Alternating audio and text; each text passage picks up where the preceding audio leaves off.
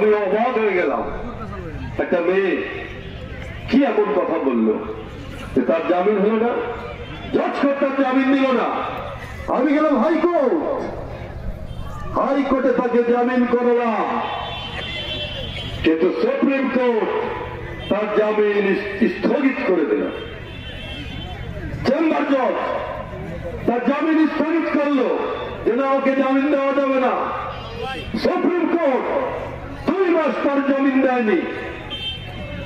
কি এমন কথা শেখ হাসিনার বিরুদ্ধে বলেছে, সেই জন্য সোনিয়া আক্তার সিদ্দিকীকে 4 মাস জেল খাটতে হয়েছে।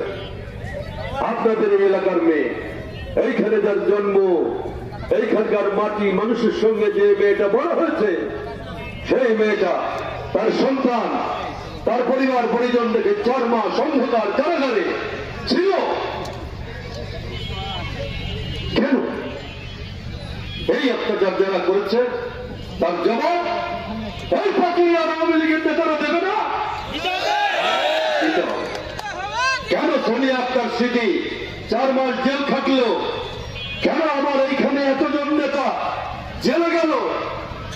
তার জবাব পাচুরিয়া ইউনিয়নের আওয়ামী লীগের নেতাদের দিতে হবে। আমাদের সঙ্গে হয়েছে, আমাদের পৌরসভার কাউন্সিলর আমাদের এখানে আছেন, ডেজি মহিলা, রাজবাড়ির মানে উত্তপ্ত রাজপথের মিছিলের সামনে যখন আমার সঙ্গে এই মেয়েটি ছিল, রাস্তায় যখন পুলিশ আমাদের উপরে গুলি করলো, রাজবাড়িতে টিয়ার গ্যাস দিল, টিয়ার গ্যাসে আমার বাড়ি একেবারে অন্ধকার। আমি বাড়িতে পরিবার পরিজন নিয়ে থাকি।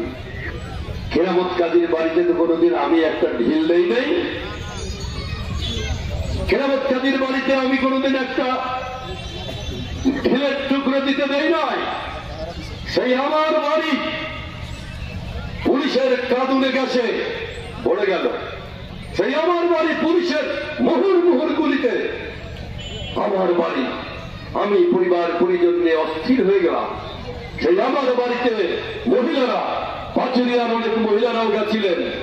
সেই কাঁদুনে গ্যাস, সেই লাঠিচার্জ, তার ভেতরে দেখলেন গুলিতে আহত 100 ছেলে আমার বাসায়। সেই দিন রক্তাক্ত আমার বাড়ি পুলিশের গুলিতে। তার জবাব কি আওয়ামী লীগ দেবে না? রাজবাড়ি দেবে?